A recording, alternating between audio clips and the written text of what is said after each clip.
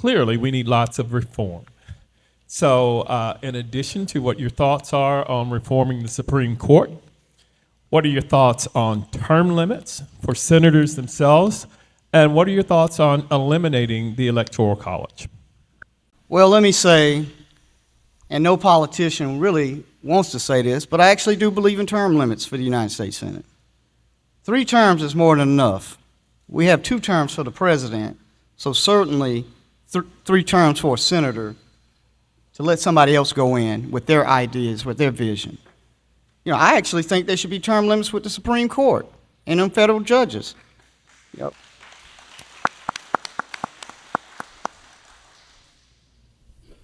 The Electoral College was designed to make sure and ensure that every state's voice was heard. That's why it was based off of the population of each state. Yes, each state has 2 senators, but when you think about members of Congress, you think about the ability to have a balance across the country. So I'm in favor of keeping the Electoral College. I know some people want to just say the popular vote, but when we think about when they were authoring our Constitution and our process, this institution was built on making sure that all Americans were treated fairly and had a right. And I just don't believe this is the time to do away with the Electoral College.